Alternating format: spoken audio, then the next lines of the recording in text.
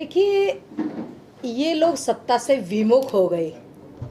अब इन लोगों के पास कोई मुद्दा नहीं है, तो हमलावर तो भाई होंगे ही।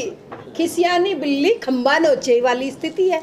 और योगी जी को भारतीय जनता पार्टी ने सत्ता दी है ना, उत्तर प्रदेश का सीएम दबंग है, दबंग।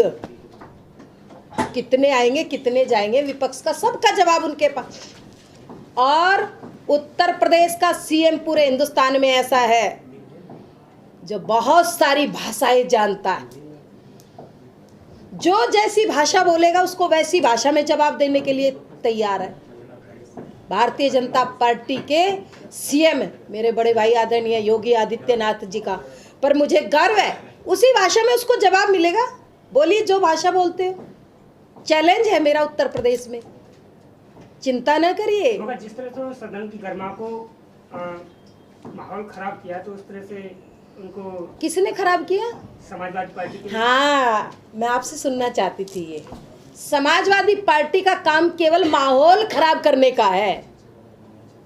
आज तक जब से योगी जी सत्ता में बैठे हैं, कोई बताए मुझे जरा दंगा कहीं हुआ है क्या? समाजवादी पार्टी, बसपा, कांग्रेस, इन सब का एक ही फंडा है, हिंदुओं को आपस में लड़ाओ, तुम राजनीति में सफल हो जाओ। अब ये होने वाला नहीं है भाई। अब माहौल बदलता जा रहा है। मीडिया के माध्यम से, सोशल मीडिया के माध्यम से मेरे देश का हिंदू जाग रहा है। सावधान हो जाओ हिंदुओं के बीच में फूट डालने वालों। आने वाला समय भी भारतीय जनता पार्टी का होगा। 2024 में आप सबके चैनलों के माध्यम से कह रही हूँ, आएंगे मोदी जी ही। कितने ही ये बिलबिलाएं, कोई फर्क नहीं पड़ेगा। जिस तरह से अब देखा जा रहा है कि मोदी, ये तो भाई 2014 में भी पूरा विपक्ष इकट्ठा हुआ था ना,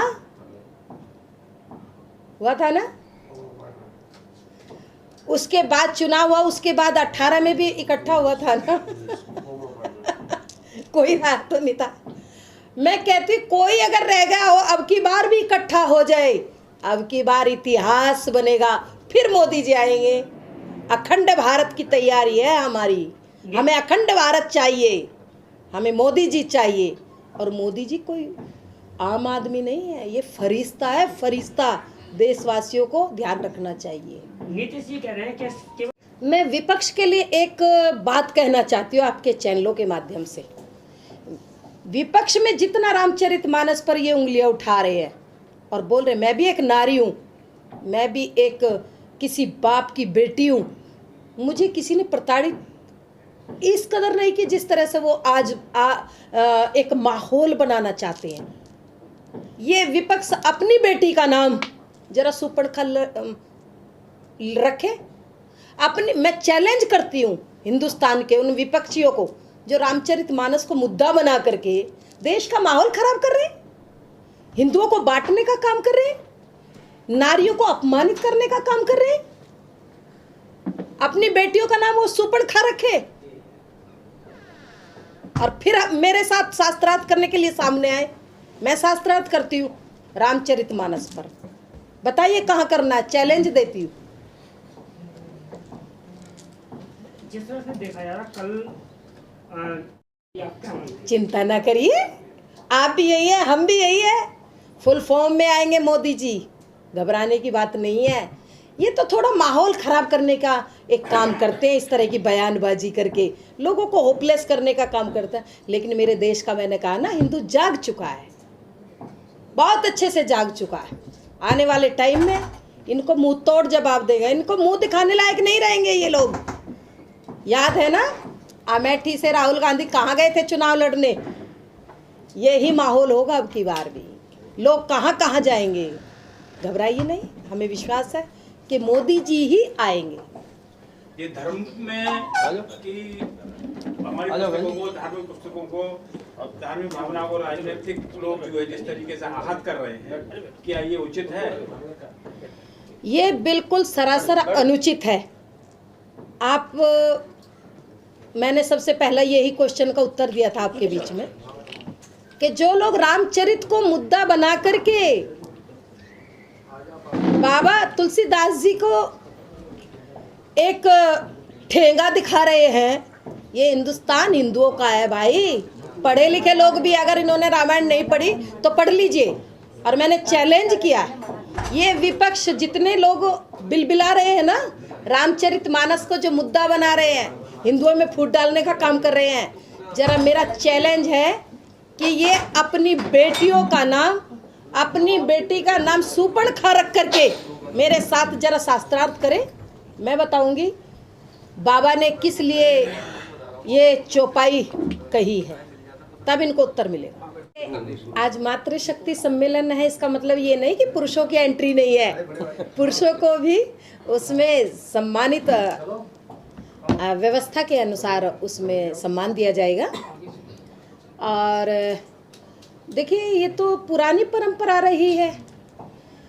जब जब हम अपने गरिमामय गौरव इतिहास को भूल जाते हैं, तब तब क्योंकि हिंदू समाज को जागृत करने की ज़रूरत पड़ती है। जो सोया हुआ होता है वो तो बहुत आसानी से जग जाता है, लेकिन जगे हुए को जगाना ये बहुत मुश्किल काम होता है। तो आज मातृशक्ति सम्मेलन अपने गरिमामयी गौरवपूर्ण इतिहास को हम जाने, हम पहचाने। महारानी पद्मावती, उसको पाने के लिए खिलजी ने क्या क्या उपाय नहीं किए, लेकिन वो पद्मावती टस से मस नहीं हुई। जौहर कुंड में अपने आप को समाहित कर दिया, लेकिन पद्मावती ने किसी दुष्ट की, किसी आतताई की नजर नहीं पड़ने दी।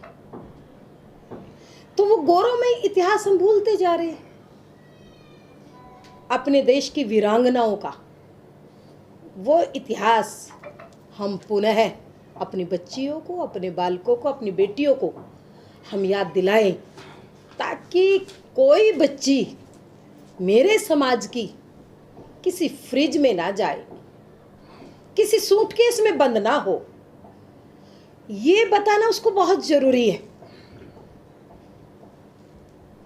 दूसरे लोग, मजहब के लोग अपने धर्म के कट्टर संस्कार गुट्टी में पिलाते हैं। हमारी बच्चियों को मालूम ही नहीं है कि हमारे इतिहास में भी वीरांगनाएं हुई हैं और हम किधर जा रहे हैं। माँ बाप का घर कोई होटल नहीं है कि 20 साल तक पाल पोस करके उसको और फिर उसको बोल दे। माँ की भी इच्छा होती है, पिता जो तिल तिल करके जलता है बच्चों के लिए, उसकी भी भावनाएं होती है अपने बच्चे के साथ, वो उसके जिगर का टुकड़ा होता है। इसलिए उसको ये संस्कारों को पल्लवित और पोषित करने का आज जरूरत पड़ी है।